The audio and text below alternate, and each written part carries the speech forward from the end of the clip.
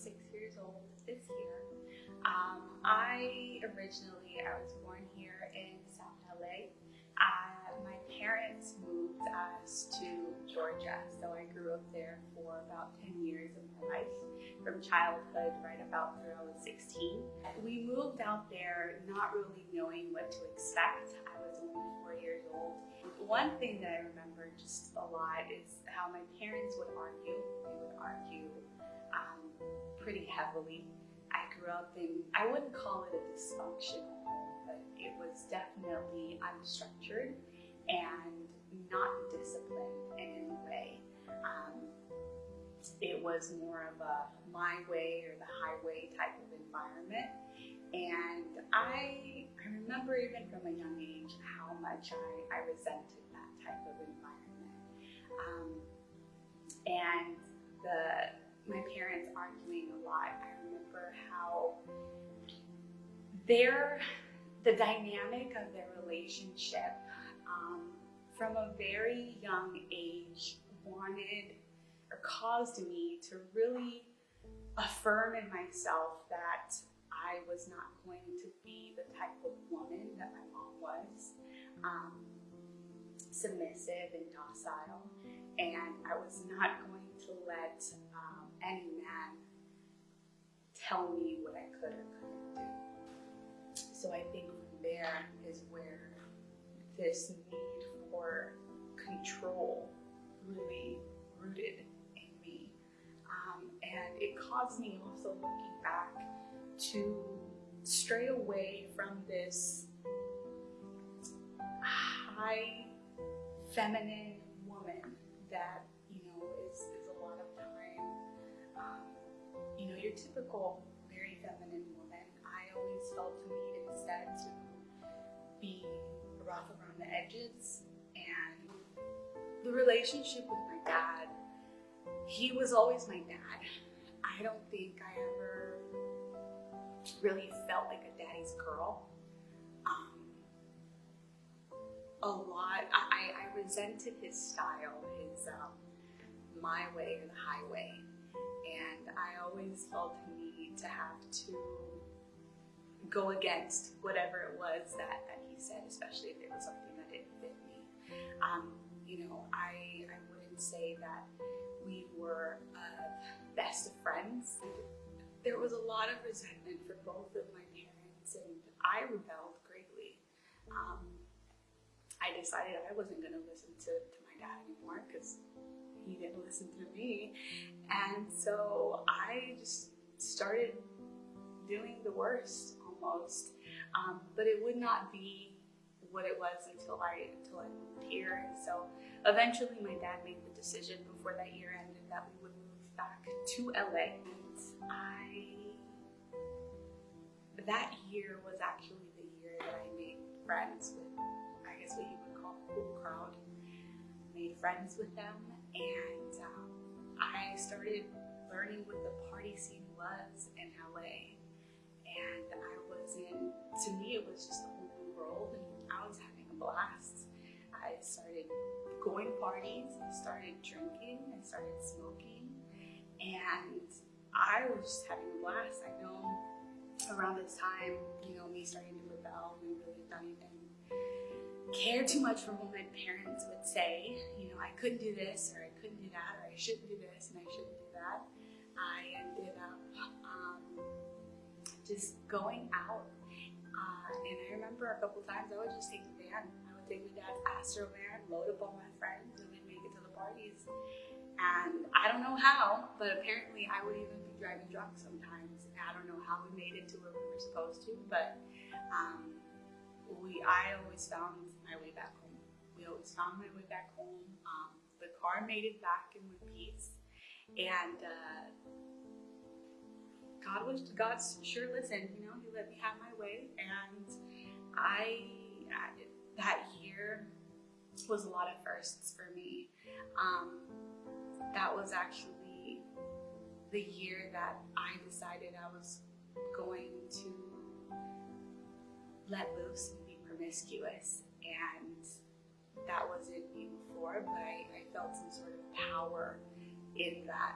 I felt as a woman that there was power in getting to choose who you wanted and when you wanted. So it's around this time when in this lifestyle of partying and really coming to full awareness of what the LA party scene was, that I had decided that I was ready to lose my virginity.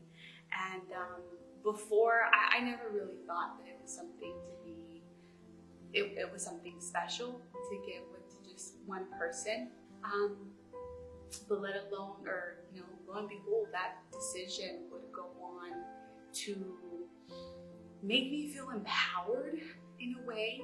And I had become aware that I drew a lot of attention, and I became very vain, and I was very proud, and I had pride in the attention that I would attract.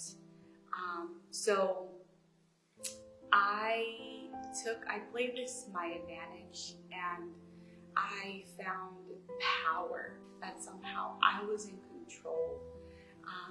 And so that would lead me on down a path of promiscuity, because that was the very opposite to me of what my mom was.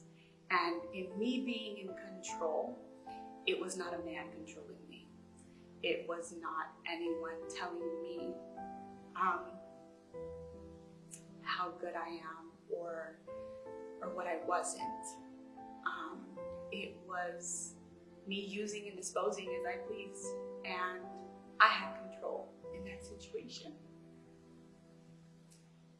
So I continued this lifestyle for short months, actually, because it was at the turn of the year, 2012, when I found out I was pregnant.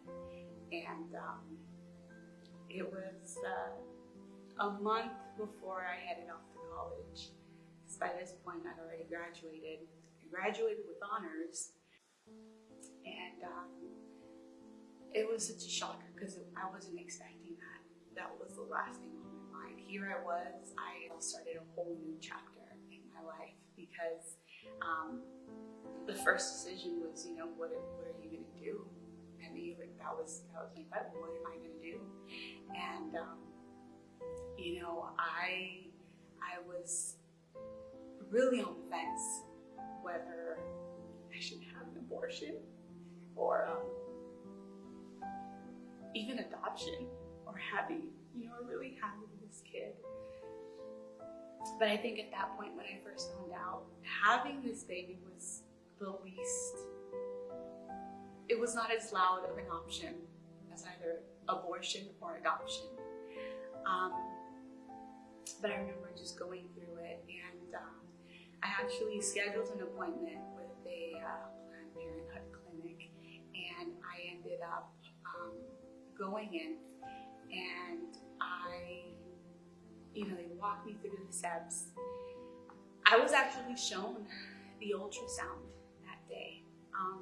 The nurse asked me, do you want to see it? And I saw on the screen, it was a little bead looking thing, and I'll never forget it. I heard, it's almost like I heard it from the screen, but I heard it, and I heard Mommy call out to me. I don't know where, and in that moment, I knew that nothing else was going to be an option but going through this and having this baby. I was going through mid-pregnancy, I was going to the appointments, all while going to college and living in the dorms. And I remember my hallmates, they weren't aware of it until about November. Everybody was so surprised because it was really hard to tell. And then Noelia was born in March 15th, 2013. She was born on a Friday. In comes this baby, and it was so weird. It was such a surreal moment for me to have to see her out, you know, in real life, and became this moment of this is what you've got to do now. And the first 8 months of her life were blissful because I got to stay home with her. I really got to adjust to being mom at home and that whole thing. But then right around 8 months, I had to start going back to work, and then real life really set in. Because then I really had to start working. I had to start going to school, and the weights of, you know, keeping up with that on top of coming home and dealing with your baby, that was hard. So I ended up moving back home, and I think this was really the pitfall moment for me, because having moved back home was kind of a slap in my face that I couldn't do it on my own. And for someone who's desired control, for someone who wanted to become independent and make things happen on their own, it was a punch into my ego. And so I fell into a deep depression. I was overwhelmed with shame, with guilt, and I was angry. I was really angry. I remember I was angry at myself for having made the decisions that I made. And I remember being angry with God. And I remember from this place of depression and angst and suicidal thoughts, because I would lay in my bed and I couldn't get up, and I didn't have the energy to get up. You know, Noelle would run around, you know, being a baby as they do, and I just couldn't. It was too much for me. And so from my bed, I would cry out to God, and I would ask, why? Why would you let this happen to me? I remember crying out and saying, if you are real, if you are there, God, give me purpose and give me meaning, because the hole that I had dug myself in had no purpose and it had no meaning. And I felt like it. There comes one day in August, this is August 2015, when I'm coming home from my internship, and it was with another girl that was part of that internship as well, and we were having a conversation,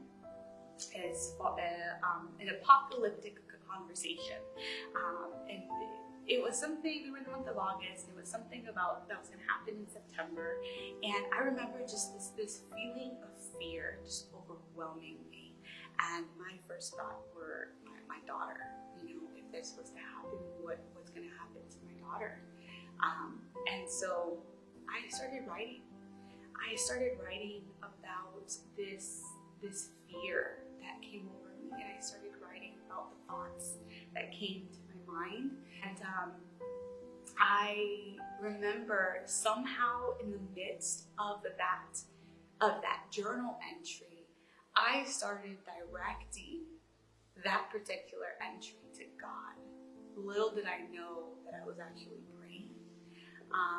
But I was talking to God. What I said in that entry was that, God, I believe in you. I believe in you.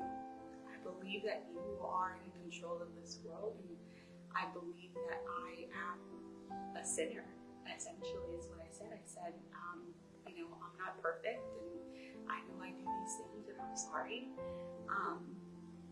And so I remember after directing that entry to God, there was a sense of peace that came over me. This entry just started writing itself almost. And so little by little after that, every entry that I would start writing was an entry directed at God. So these were my conversations with the Lord. And I remember one day in particular getting off the bus and saying, okay, Jesus, if you're real, then show me. but I'm not ready to go to church yet. I don't think I need to go to church yet, as long as I know you, right? As long as my heart's right with you. So it was probably still a couple months before I would step my foot into church. Sometime in November, when I heard Pastor Jeff Johnson from Calvary Chapel Downey for the first time, and when I had heard that there was a church in Downey, I was like, okay, God, if this is a church in Downey, I'm down to go. And it was towards the end of that month that I remember on a Wednesday night, I heard a message that in that moment, I still didn't understand the fullness of it, but I understood that God was real. And I knew that God expected more of me than what I was living. So I accepted, I prayed a prayer of salvation, and I accepted the Lord that day. And I remember just the warmth and the feeling, that the heat that came over me, and just crying uncontrollably. And so that day, I was saved in the Lord, and I had started a new job that I met a coworker. And this coworker, she was also a believer. She had her own past, and so it was decided that I would go to her house, and she had weed. So this was something that awoke in me again, and I was enticed. This whole time, it's in me that I shouldn't be doing this, that I shouldn't be going, that I need to be going home. And at some point along the ride, I come to realize that this is God telling me. But in my mind, I'm like, but God, it's just one time. It's just one time. And so I proceeded to go anyway. And I'd been sober at this point for a while, but I ended up getting high that night, and that night actually would start up a whole nother cycle.